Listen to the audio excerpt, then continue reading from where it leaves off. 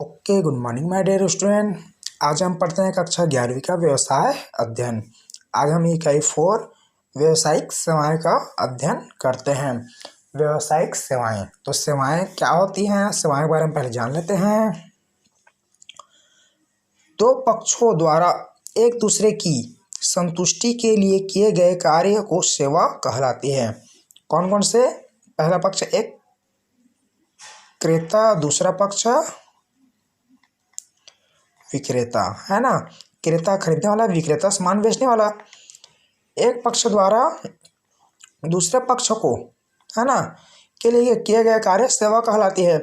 मतलब क्रेता, मान लो आप कोई शॉपिंग मॉल या कोई दुकान गए, कोई शॉप पर गए, आप वहाँ जाकर बोलते हो भैया मेरे को अकाउंट का बुक देना, तो आप दुकान जाते हो विक्रेता के पास, उनसे अकाउंट का बुक मांगते हो, तो विक्रेता आपको अकाउंट का बुक देता है ना। और उसके बाद में आप क्या है तो उसको पैसा देते हो, है ना। यहाँ आपको बुक मिल गया, आपने उसको पैसा दिया, तो दोनों के मध्य क्या हुआ? पैसा हुआ, पुस्तक का लेन देन हुआ। तो उसमें क्या हुआ? आपको पुस्तक की जरूरत थी, आपको पुस्तक मिल गया, उनको पैसा का आवश्यकता थी, उनको पैसा मिल गया। इसलिए दोनों का कार्य क्या कहलाया? दोनों का कार्य जो किया गया है वो क्या कहलाएगा? सेवा का कार्य कहलाएगा। ठीक है ना। तो देखते हैं सेवा की कुछ आवश्यकता या महत्व, है ना, कि हमें सेवा की हमें आवश्यकता क्यों पड़ती है ना, उसका क्या महत्व है।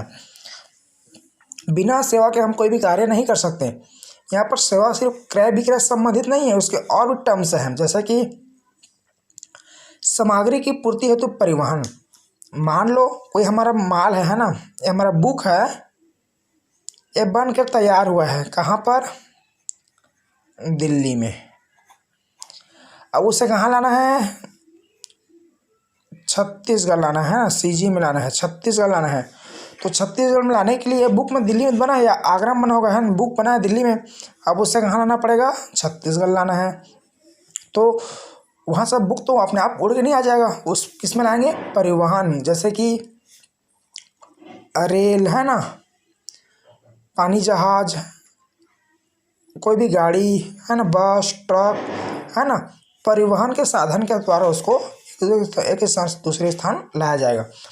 मतलब सामग्री की एक स्थान से दूसरे स्थान पूर्ति हेतु परिवहन के साधन, जैसे रेल, है ना, पानी जहाज, बस, ट्रक, है ना, जो भी है, टेम्पो, ये सब पूर्ति हेतु आवश्यक है। बिना परिवहन के हम कोई व्यावसायिक कार्य की कल्पना नहीं कर सकते, है ना बच्चों।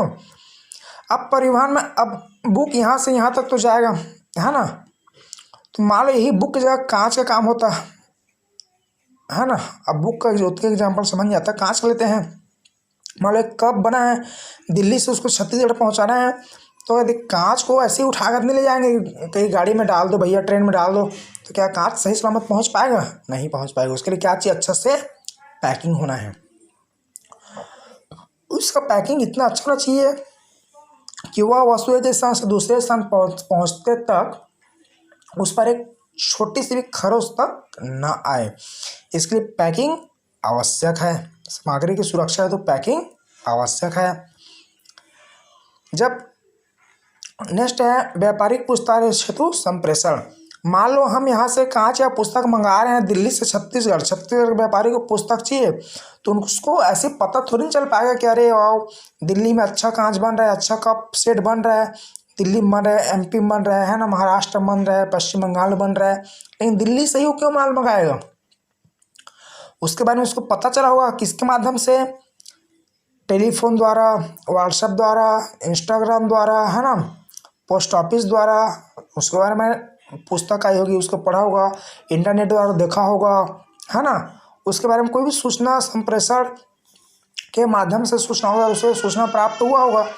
फिर उसके हिसाब से वो बातचीत करने के बाद ही वो वस्तु का डिलीवरी ऑर्डर देगा, तब उसकी डिलीवरी होगी, है ना। इसलिए व्यापार में पूछताछ के लिए संचार का और संप्रेषण का होना आवश्यक है, ताकि हम एक स्थान से दूसरे स्थान किसी वस्तु को उसी रूप में भेज सकें, संवाद कर सकें, सूचना का आदान प्रदान कर सकें। नेक्स्ट है व्यापारिक जोखिम हेतु बीमा। अब मान लो हम यहाँ से यहाँ तक कुछ माल मंगा रहे हैं, दिल्ली से छत्तीसगढ़ पुस्तक मंगा रहे हैं, कांच मंगा रहे हैं, है ना, बीच में यदि कोई चोरी हो गया तो पुस्तक मंगा रहे हैं, रास्ते में जल गया तो, कांच मंगा रहे हैं, रास्ते में टूट गया तो, परिवहन का साधन अच्छा है, पैकिंग भी अच्छा हुआ है ना, लेकिन रास्ते में टूट फूट हो गया, चोरी चला गया, उसके लिए क्या करते हैं, बीमा करते हैं, है ना। बीमा रहेगा तो एक तो रिस्क रहेगा कि यदि माल टूट फूट गया या चोरी चला गया तो बीमा कंपनी को हम क्लेम कर सकते हैं। इसलिए व्यापार के जोखिम को बचने के लिए क्या करते हैं, अपन बीमा कराते हैं, है ना। पांचवा है मूल्यों को भुगतान हेतु बैंक। अब मान लो हमने वहाँ से तो दिल्ली से छत्तीसगढ़ हमने माल मंगा लिया, 100 बंडल पुस्तक मंगा ली अकाउंट का, है ना। माल इसका बिल बन गया, 1 लाख रुपए का बिल बना। अब हम क्या उसको पैसा देने के लिए हम दोबारा हम छत्तीसगढ़ दिल्ली जाएंगे? नहीं जाएंगे। क्या करेंगे, संबंधित बैंक में उनके बैंक अकाउंट में पैसा ट्रांसफ़र कर देंगे। तो उसका जो भी वैल्यू है भुगतान, और भुगतान करने के लिए क्या करेंगे, बैंक की सुविधा। मतलब हमें पैसा छोड़ने के लिए दिल्ली जाना पड़ता तो हमारा 3 दिन 4 दिन वेस्ट होता। इससे हम क्या कर देंगे, बैंक में पैसा डाल देंगे, 2 मिनट में पैसा उसके अकाउंट में पहुंच जाएगा। तो उसके मूल्य भुगतान तो क्या है, बैंक की सुविधा है। छठवां विक्रय में वृद्धि तो विज्ञापन, है ना। जब तक किसी भी वस्तु का विज्ञापन नहीं होगा वस्तु नहीं बिकेगा। आज से पहले कोई पतंजलि को नहीं जानता था, लेकिन रामदेव बाबा जी द्वारा प्रत्येक दिन उस पतंजलि प्रोडक्ट का प्रत्येक योगासन पर कहीं भी जाते हैं तो प्रचार करते हैं। आज प्रत्येक व्यक्ति के जुबान पर पतंजलि के प्रोडक्ट लिखा होता है। आज से 10 साल पहले कोई व्यक्ति पतंजलि को नहीं जानता था, आयुर्वेद को नहीं जानता था, लेकिन आज हर व्यक्ति दुकान जाता है तो दुकान से ही पूछता है कि मेरे को पतंजलि का प्रोडक्ट चाहिए, चाहे वो खाद्य पदार्थ हो चाहे किसी भी प्रकार का प्रोडक्ट हो। इसलिए विज्ञापन बहुत ही आवश्यक है। बिना विज्ञापन के हम किसी भी वस्तु का प्रचार प्रसार लोगों तक उसके बारे में सूचना नहीं पहुंच सकते हैं। इसलिए विक्रय में वृद्धि करने के लिए विज्ञापन आवश्यक है। सातवां अंतिम है नियमित पूर्ति हेतु भंडारण। मान लो एक दिल्ली वाला बुक को तुरंत छाप कर तुरंत सप्लाई करेगा अपने अलग अलग राज्यों पर, नहीं। इसको यदि प्रतिदिन मांग के अनुसार पूर्ति करना है, दिल्ली से मांगा है, हरियाणा से मांगा है, पंजाब से माल आएगा तो उसको पूर्ति करना पड़ेगा। तो नियमित पूर्ति के लिए उसको क्या करना पड़ेगा, बड़ा बड़ा गोडाउन बनाकर रखना पड़ेगा। वहाँ पर उस माल को रखेंगे, फिर यहाँ से जब भी इनको ऑर्डर मिलेगा फिर यहाँ से माल को वहाँ सप्लाई किया जाएगा। तो नियमित पूर्ति हेतु भंडारण भी आवश्यक है। ठीक है बच्चों, तो सेवा के कुछ आवश्यक महत्व ये बहुत इंपॉर्टेंट है, ये सबको याद करना होगा। वीडियो देखने के लिए धन्यवाद, थैंक यू।